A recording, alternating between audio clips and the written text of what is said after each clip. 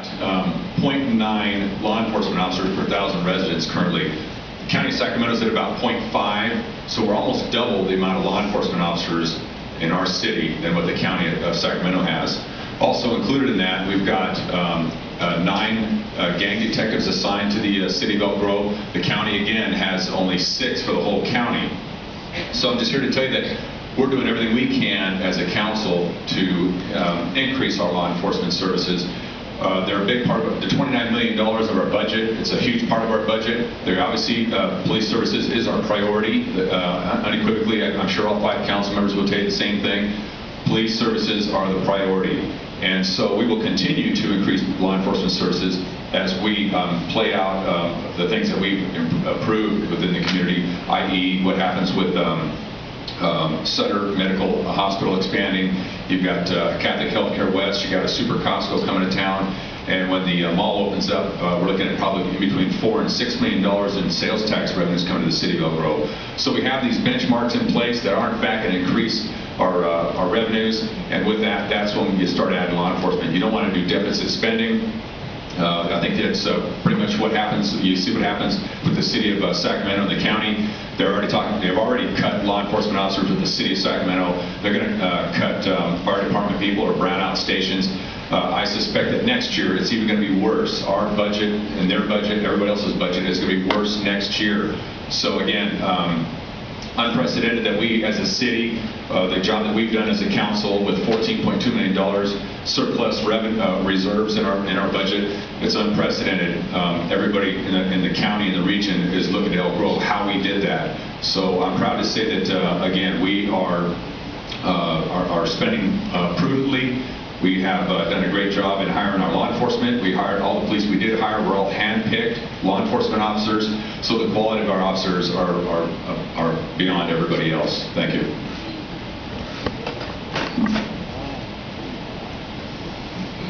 Tough on crime. That's what we need to be. 2007, we had 758 violent crimes in Elk Grove. 3,591 property crimes, 250 registered gang members. Anybody says we don't have any crime here in Elk Grove, they better get their head out of the sand. Based on the national average, we're down approximately 30 officers for what we need for our city. So we need to get more officers out on the street.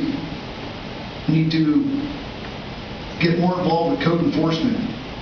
Code enforcement will get us into the neighborhoods to address the smaller issues.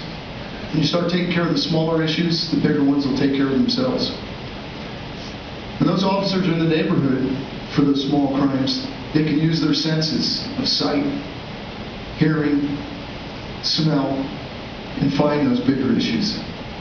I'm a firm believer you take care of those smaller ones, and the bigger ones will take care of themselves. Crime is a key issue for everything that's going to turn around this city. My wife Jan is a very successful real estate agent here in town.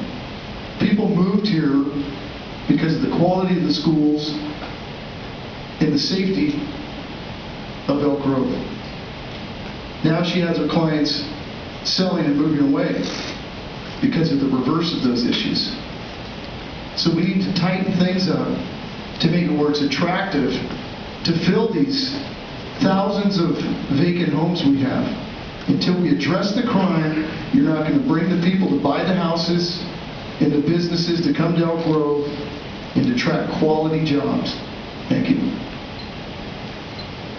Okay, and the last answer to question number 9 is Greg Higley. Oh, I've been waiting for this question all night long. This is my favorite one.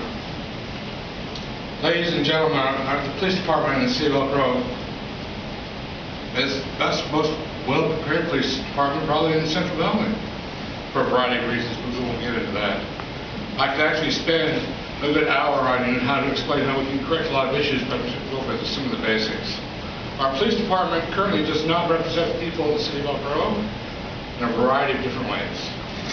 From the seniors to elders, to students, to every businessman in the community, the way they approach their job and the way they approach their positions is based on what the City of Elk Grove Police Department feels they think is important to us. Unfortunately, that's not what we think. And the people of the City of Elk Grove need to have a police department that represents them for what they want. Currently, that's not happening. Until we get somebody who can sit up there, we've got a new chief who's coming, by the way, down from Eugene, Oregon. Until we can get somebody in there who can represent the people of the City of Elk Grove the way the people of the City of Elk Grove want it, the City of Elk Grove Police Department is not going to correct any of these issues at all, including adding more police officers. You're adding more money to the budget, which in a sense is adding more bodies out there, but it's not correcting the problem. And unless you address the officers and explain to them what the needs are and how they need to go about doing them to represent the people of the Elk Grove the way they need to be done, it's not going to happen. Elk Grove is a great community, and we're not far from changing things, turning things around to make it so that we are safe out there, and when we do get pulled over by Elk Grove Police Department, we're not being highbrow, battered, beaten either by some of the officers that are out there. Most of them are pretty good, don't get me wrong, but there are a few out there at the Elk Grove Police Department, and I hear this every time I go to the city council meeting, who are beating on our seniors, our top students in the community, and well, I guess I have to stop. Gosh, I have a lot more to say about that if you ever ask me. Thank you.